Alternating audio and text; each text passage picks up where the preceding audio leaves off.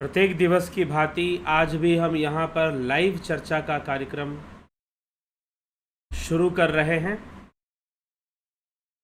और आज की लाइव चर्चा का जो विषय है वह है मंत्र साधना का रहस्य।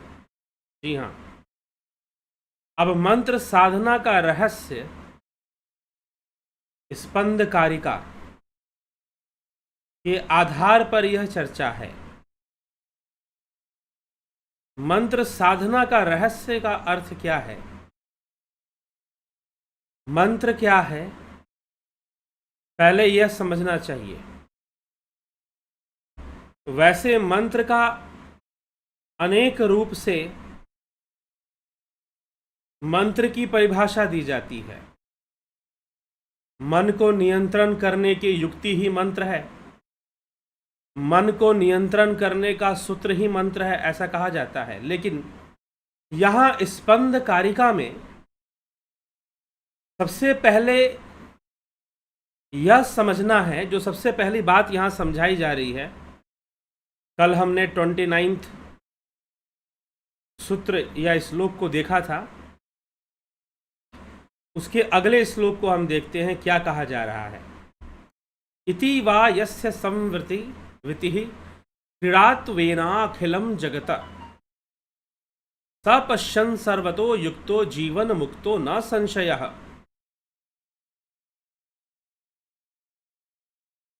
कि यह सारा जगत उसी स्पंद का खेल है, क्रीड़ा है उसका, उसकी ही संविद कला का संपूर्ण खेल है ये। जब इस प्रकार सबसे युक्त होकर क्रीड़ा रूप से देखता है तो वह नित्य युक्त होने के कारण वह जो स्पंद है ईश्वर के समान है। मतलब समान भी क्या है, ये तो लिखा जा रहा है ईश्वर ही है, क्योंकि ये संपूर्ण संसार क्या है, उसी स्पंद शक्ति का खेल मात्र है, उसी की क्रीड़ा मात्र है। ठीक, मतलब कि जो कुछ भी हो रहा है वो स्पंद के द्वारा ही हो रहा है, स्पंद ही है तत्व रूप में। द मटेरियल काउज, स्पंद से ही सब कुछ हो रहा है, बन रहा है, बिगड़ रहा है। अब दो प्रकार के स्पंद बताए जा रहे हैं। स्पंद का दो स्वरूप है, एक है सामान्य स्पंद और एक है विशेष स्पंद। सामान्य स्पंद जो स्पंद मूल तत्व के रूप में है, मूल स्पंद है वो, महास्पंद है वो। और जो गुणों के रूप में, इंद्रिय अनुभूतियों के रूप में जो स्पंद है वह स्पंद क्या है, विशेष स्पंद है। पहली बात ना, इस बात को समझने के लिए, इसलिए मैं कहता हूं ये थोड़ा सा, यह जो विषय है स्पंद कारिका का जो विषय है, थोड़ा सा गूढ़ बुद्धि यहां पर आ जाती है।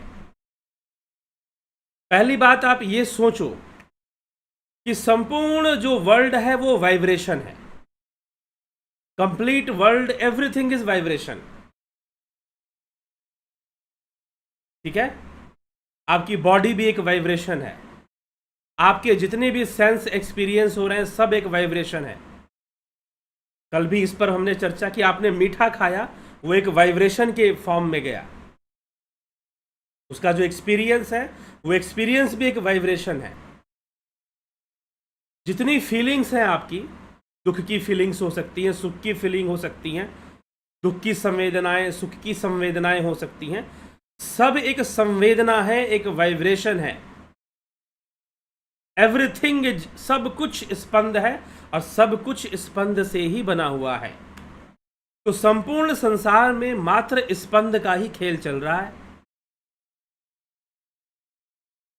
वही संविद कला, उसी की सारी क्रीड़ा है, उसी का सारा खेल है, उसी का सारा गेम है। आप ये कह लो the game of nature.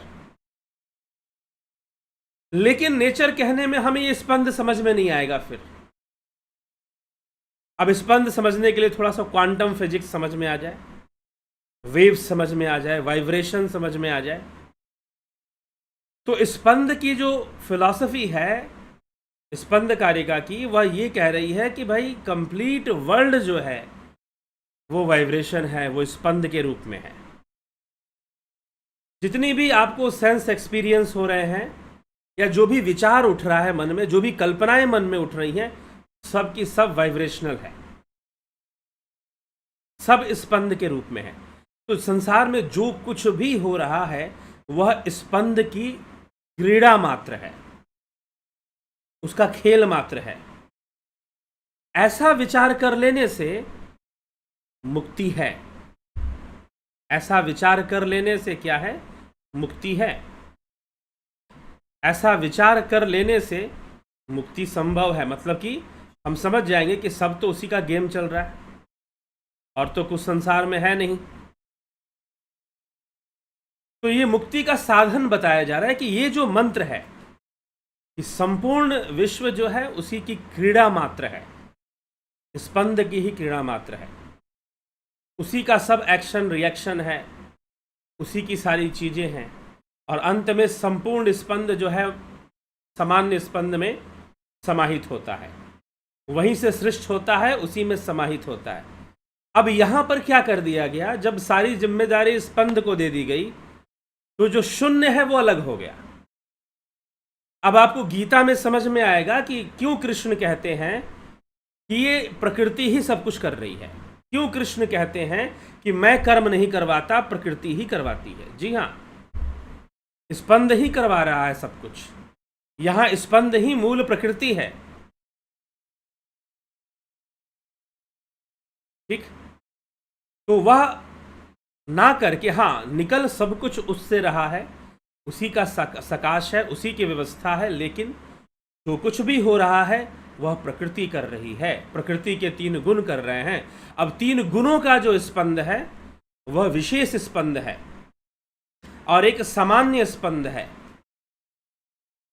Generalise, जो सर्वव्यापी है, हर जगह ही वो स्पंद है। फिर तो अब इस बात को अगर आप समझ पा रहे हैं तो मंत्र साधन का रहस्य भी समझ में आ जाएगा। अगर आप समझ रहे हैं कि सब कुछ वाइब्रेशनल है तो मंत्र क्या है, मंत्र साधन क्या है। वास्तव में मंत्र साधना ही होती है। अब यहाँ पर मंत्र जो शब्द लिया गया है वो स्पंद के लिए ही लिया गया है, लेकिन यहाँ पर मंत्र का तात्पर्य कोई विशेष मंत्र के रूप में नहीं लेना चाहिए कि गायत्री मंत्र या फिर वो कोई द्वादश मंत्र या पंचाक्षरी मंत्र। ऐसे किसी पार्टिकुलर मंत्र की बात नहीं की जा रही है।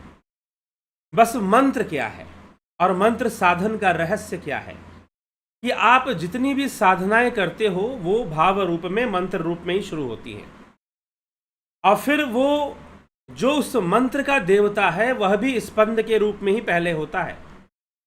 अब इसको थोड़ा सा यहाँ पर 2 बातों को प्रस्तुत करने का प्रयास किया गया है। क्या कहा जा रहा है मंत्र साधन के रहस्य में? अयमेवो दयस्तस्य ध्येयस्य ध्यायी चेतसी तदात्मता समापत्ति मिक्षत साधकस्य वा। इस प्रकार संवित के द्वारा साधक अपने ध्येय को न्यास और मंत्र के द्वारा छिद्र रूप से प्रकट करके उसके साथ तदात्म प्राप्त करता है। और मंत्र मतलब कि ध्येय को, जो भी उसका ध्येय है, अब वो ध्येय उसका, उस मंत्र का देवता भी कोई हो सकता है, ध्येय स्वयं आत्मा भी हो सकता है, लेकिन मंत्र के द्वारा चिद रूप से प्रकट करके, चित्त रूप से वो अपने ध्येय को प्रकट कर सकता है और उसका ध्यान करके उस मंत्र देवता के साथ वह एक रूपता स्थापित कर लेता है। साधक की एकात्मता मंत्र उच्चारण काल में ही संपादन कर लेता है। ठीक, उस मंत्र देवता को वो अपने चित्त रूप में प्रकट कर कर, अब ये जितनी भी घटनाएं घट रही हैं, मंत्र का उच्चारण यह भी स्पंद में ही है, मंत्र देवता का चिद में प्रकट होना और उसके साथ एकात्म भाव हो जाना, यह भी जो है स्पंद का ही सारा कार्य है। देवता का प्रकट होना, देवता स्पंद के बाहर नहीं है। ठीक, तो इस प्रकार से वह उसके साथ मंत्र देवता के साथ मंत्र के ध्येय के साथ, जो ध्येय है मंत्र का, अब मंत्र कई रूप में हो सकते हैं, कौन सा मंत्र होगा क्या होगा ये यहाँ पर नहीं, लेकिन स्पंद के रूप में जब वो स्पंद के रहस्य को समझता है तो निश्चय ही मंत्र देवता को वो अपने चिद के रूप में ही, स्पंद रूप में ही प्रकट करके उसके साथ भावनात्मक एकात्मता को स्थापित करता है। ठीक है, यह साधक की, अब यह जो मंत्र साधन है, जब ये ऐसा साधन करेगा तो अब उसमें, अब वो चाहे कोई मंत्र देवता की साधना करे, उसकी एकाग्रता करे, स्पंद है, कोई एक वाइब्रेशन है, उस वाइब्रेशन को बढ़ाया गया निरंतर जप से, उसकी रिपीटेड भावना से, रिसाइटेशन से और उसकी बार बार की भावना से उसको, उसकी वृद्धि कर दी जाती है, और उसकी वृद्धि कर देने से जो मंत्र देवता है और जो मंत्र है उसके साथ एकात्मता स्थापित होता है। चित्त के अंदर वह जो मंत्र है वो अपनी जड़ों को बना लेता है, क्योंकि वो बहुत ज़्यादा रिपीट हो जाता है, बहुत ज़्यादा उसका रिपीटेशन होता है, तो उसकी फ्रिक्वेंसी बहुत ज़्यादा बढ़ जाती है। तो अगर हम थोड़ा सा सबकॉन्शियस माइंड को समझे तो मंत्र सिद्ध, अगर उस सबकॉन्शियस माइंड की भाषा में आप समझना चाहते हैं तो मंत्र सिद्ध कब होते हैं, जब हमारे सबकॉन्शियस माइंड में डीपली रूटेड हो जाते हैं, तब जाकर उन मंत्रों में शक्ति आ जाती है, सबकॉन्शियस की पूरी पावर उस मंत्र के साथ काम करती है फिर। ठीक है, लेकिन ये सबकॉन्शियस का जो कॉन्सेप्ट है वो अलग ढंग से लिया गया है। अगर हम उससे स्पंद को समझेंगे तो स्पंद पूरा हमें समझ में नहीं आ पाएगा। वो माइंड का एक लेवल है, पावरफुल माइंड हम कहते हैं सबकॉन्शियस के अंदर, हमारे सबकॉन्शियस में बहुत शक्ति है, लेकिन वो सबकॉन्शियस है तो वो शक्ति का हम यूज नहीं कर पाते। जब हम उसके प्रति कॉन्शियस हो जाएंगे तो हम उसका यूज कर लेंगे, सबकॉन्शियस का। ठीक है, तो ये चीज होनी फिर शुरू हो जाती है। तो इसी प्रकार से यदि साधक आत्मा की भावना कर ले, शिव की भावना कर ले, चैतन्य की भावना कर ले, निर्गुण की भावना कर ले, तो पहले तो वो भावना रूप में ही विकसित होगा, लेकिन यह साधक अमृतत्व प्राप्ति, मिथ्या ज्ञान शून्य निरावरण स्वस्वरूप संविद ही है, जो मंत्रोच्चारण मात्र के अभ्यास से आत्म तत्व की प्राप्ति करा देती है। यह कोई स्थूल वस्तु का आदान प्रदान नहीं है, यह स्पंदों का आदान प्रदान है। और गुरु जब शिष्य को दीक्षा देता है तो वास्तव में स्पंदित ही करता है अपने शिष्य को, उसे एक मंत्र रूप में उसे स्पंदित करता है, उसे स्पंदों का ही आदान प्रदान वहां पर भी हो रहा होता है। ठीक है, तो सब जगह स्पंद का ही वास्तव में आदान प्रदान हो रहा है। तो वह जो परम शिव है, इसी मंत्र साधना से, इसी मंत्र साधना की भावना से वह जो परम शिव है उसका स्वरूप व्यक्त करने वाली तथा शिव तत्व सद्भाव को देने वाली जो दीक्षा है, जो ज्ञान है, साधक स्वयं ही मुक्ति का अनुभव कर लेता है अगर उसे ऐसी प्रेरणा मिल जाए तो, अगर उसका हृदय स्पंदित हो जाए तो सर्वप्रथम जो शिव तत्व का ज्ञान है वह भी स्पंद के रूप में प्रस्फुटित होता है। ठीक, तो योगी के चित्त में ध्येय का साक्षात्कार होना यही है कि इच्छा होते ही ध्याता का अपने देवता के साथ एक रूप समाप्ति, समाधि या समाधि हम उसको समझे, प्राप्त हो जाती है। यही अमृतत्व की संप्राप्ति है, यही आत्मग्रहण है, यही निर्वाण दीक्षा है, शिव भाव प्रदायिका है। तो सर्वप्रथम उस शिव की भावना करना। लेकिन अब इसमें बहुत सारी बातें पहले बताई गई हैं। क्या बताई गई हैं? कि बिना जाने अपने मन से जब हम कोई कल्पना करते हैं, शिव की कल्पना या शून्य की कल्पना करते हैं, तो उसे मूर्खता कहा गया है। लेकिन जब कोई गुरु जो तत्व को जानता है, सिर्फ माइक पर घोषणा कर देने से कोई तत्वदर्शी या तत्वज्ञानी नहीं हो जाता। बहुत सारे लोग अनाउंसमेंट करते रहते हैं कि हमारे गुरुदेव ब्रह्मनिष्ठ तत्वदर्शी। यह तत्वदर्शी का क्या मतलब होता है? तत्वदर्शी का क्या मतलब होता है? तत्व ज्ञान का, इसीलिए मैंने कहा कि तत्व ज्ञान सांख्य का विषय है। कितना भी कह लो कि तत्व ज्ञान ब्रह्म ज्ञान एक है, लेकिन ब्रह्म ज्ञान की समझ, कॉन्सेप्ट बिल्कुल अलग हो जाता है तत्व ज्ञान से। तो जब तत्वदर्शी गुरु की हम बात करते हैं तो क्या उसके अंदर रियल अंडरस्टैंडिंग है तत्व की? तो जब ऐसा गुरु, जब कोई तत्वदर्शी गुरु मिलता है तो वो वास्तविक तत्व के बारे में बताता है कि वास्तविक तत्व का स्वरूप क्या है और उस तक हमें कैसे पहुंचना है। लेकिन अब यहां पर भी एक बात कह दी गई। क्या कह दी गई? कि भाई गुरुजी बता तो जरूर देंगे आपको कि भाई कैसे पहुंचना है, लेकिन साफ साफ यह श्लोक क्या कहता है कि आप स्वयं ही, साधक स्वयं ही मुक्ति का अनुभव कर लेता है। स्वयं ही मतलब गुरु से आपको वो तत्व का तक पहुंचने का मार्ग तो मिल जाएगा। इयम निर्वाण दीक्षा च शिवम सद्भावदायिनी। ठीक, मेवा अमृतम प्राप्तिरय मेवा आत्मनोग्रह।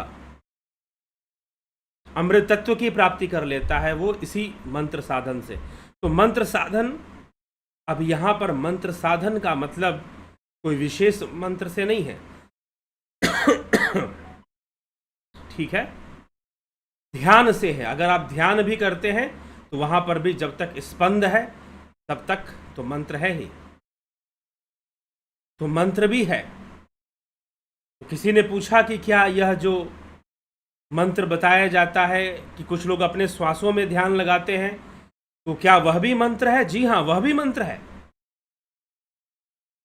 हाँ, इन श्वासों से परे जो अव्यक्त अवस्था है,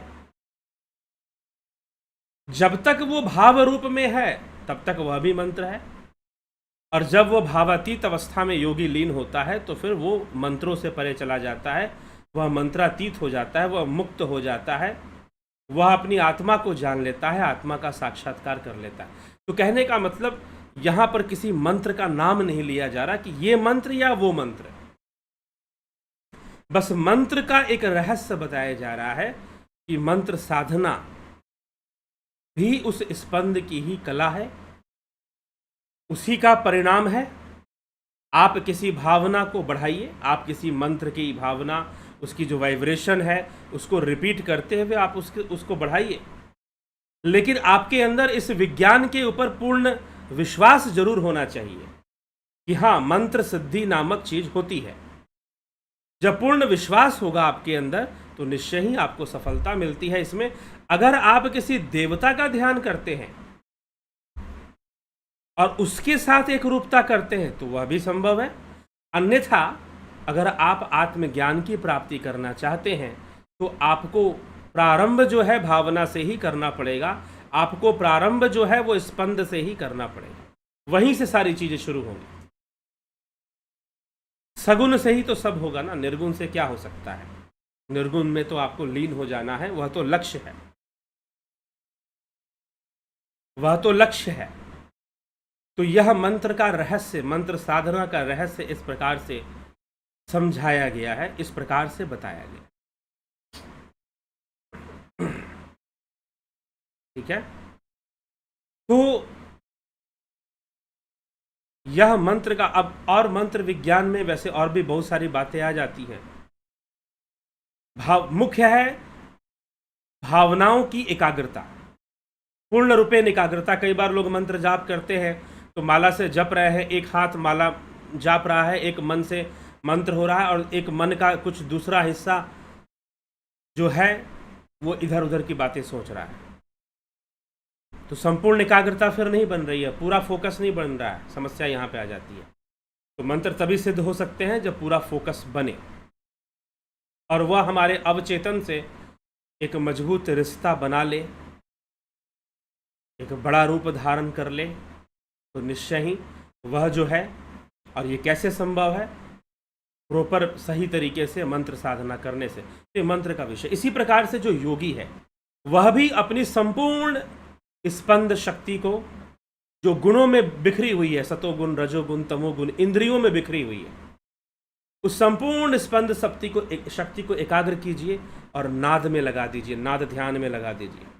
योग शास्त्र में नाद का बहुत महत्व बताया गया है। हठ प्रदीपिका में भी नाद का बहुत महत्व बताया गया है। ठीक है, तो नाद में आप अपने मन को लगा दीजिए तो मन जो है शून्य को प्राप्त कर लेगा, स्वरूप को उपलब्ध हो जाएगा, ब्रह्म को प्राप्त कर लेगा। मन ही ब्रह्म हो जाएगा, मन अपना अस्तित्व खो देगा, वो स्पंद की दुनिया से बाहर निकलकर शून्य में जाके लीन हो जाएगा, कुछ ऐसी अवस्था को प्राप्त कर लेगा, शून्य स्वरूप हो जाएगा। तो शिव तत्व को वो प्राप्त हो जाएगा। तो ये शिव तत्व है। तो इस प्रकार से हमें ये समझना चाहिए। तो भावनाओं की एकाग्रता अनिवार्य है।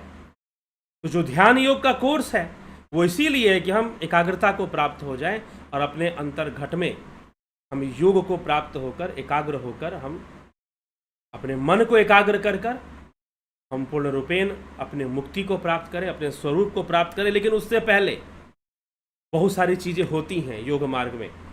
स्पंद कारिका में भी आगे बताया जाएगा, सिद्धियों के बारे में बताया जाएगा कि कैसे सिद्धियां विकसित हो जाती हैं।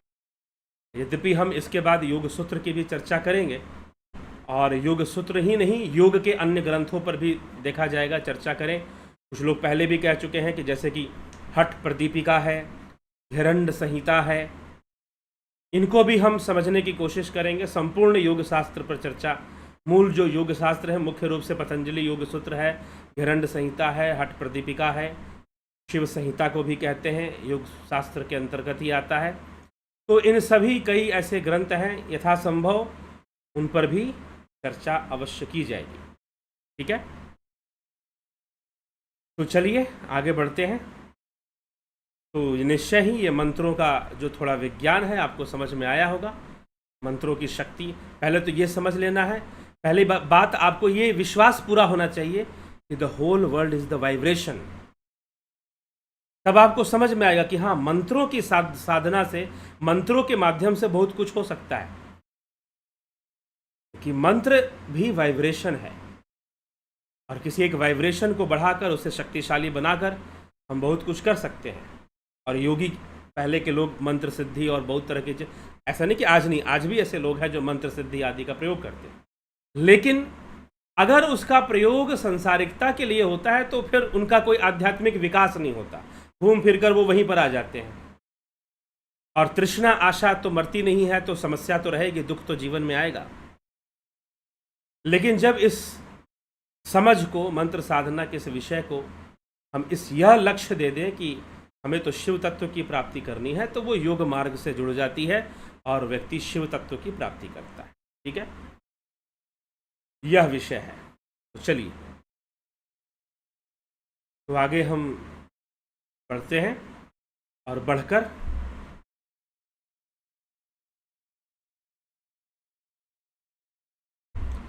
देखते हैं कमेंट्स आप लोगों ने क्या किया है।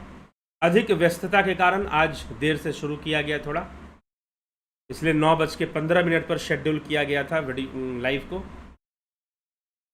नवजोत नाथ जी, दीपक कोलखर जी,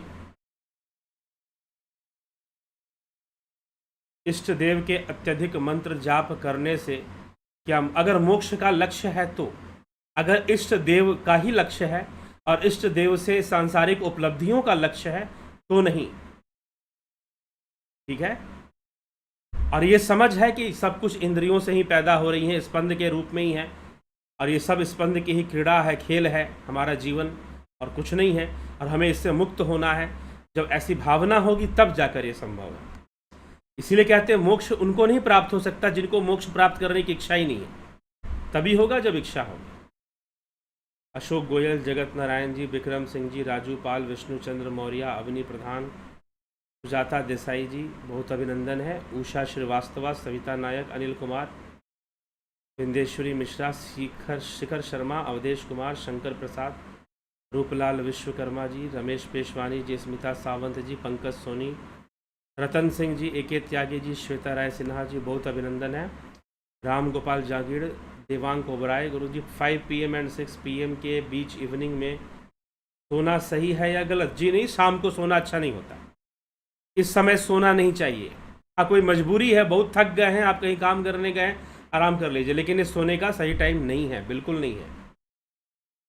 योगेंद्र पंडित जी, राम निवास मीना, राम प्रकाश जी, सतीश कुमार, शर्मानंद पंडित, राकेश मराठे, अर्जुन पाटिल, नीति सिन्हा जी, अजीत अपराजित, रामविलास जी, बहुत अभिनंदन है सभी का। लखिंद्र राम, बिमला शाह जी, जय राम 0280, गुरु जी ध्यान योग करते वक्त कई बार झटका लगता है, ऐसा क्यों होता है? होता है, अगर सही से करेंगे, अच्छे से बैठकर आप करिए तो नहीं लगेगा झटका। अनिमेश महतो जी, पवन कुमार गुप्ता, आशा रानी, नरेश मेहरा, सरोज कृष्णानी, दिनेश कुमार जी, बहुत बहुत अभिनंदन है आप सभी का।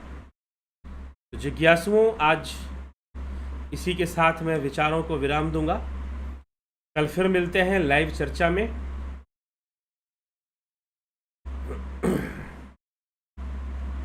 मिलकर लाइव चर्चा में जो है कल का विषय भी होगा, विभूति का विषय होगा, सिद्धियों का विषय होगा कि सिद्धियां कैसे विकसित हो जाती हैं। सिद्धियां भी स्पंद का रूप है, सिद्धियां भी स्पंद ही है, कोई दूसरी चीज थोड़ी ना है। तो थोड़ा सा मैं आपको पहले एक टच दे देता हूं कि सिद्धियां भी क्या है? स्पंद है, एक विशेष प्रकार का स्पंद है सिद्धि, विभूति। तो उस पर हम कल चर्चा करेंगे। अच्छा है, इंटरेस्टिंग विषय है, जरूर जुड़िए और लाभ उठाइए। लेकिन यह जरूर है कि स्पंद कारिका का विषय थोड़ा सा गहराई से सोचने वाला विषय है। थोड़ा सा आपको ऐसा लगेगा जैसे कि फिजिक्स की तरह सोचना पड़ता है। जब आप फिजिक्स के प्रॉब्लम सॉल्व करते हो या फिजिक्स का कॉन्सेप्ट क्लियर करते हो तो आपको बिल्कुल उसके अकॉर्डिंग सोचना, उसके रिलेटिव में सोचना पड़ता है। वैसे ही स्पंद को समझने के लिए पहले ये समझिए कि संसार स्पंदमय है, वाइब्रेशनल है, ठीक है। फिर चीज़ें आपको आसानी से क्लियर होती हुई नज़र आती हैं, समझ आती हैं, ठीक है। तो सिद्धि जो है वो भी एक स्पंद का ही एक खेल है, सिद्धि भी स्पंद का ही रूप है। तो इसी के साथ विराम देते हैं, कल फिर मिलते हैं लाइव चर्चा में। बहुत बहुत आभार आप सभी का।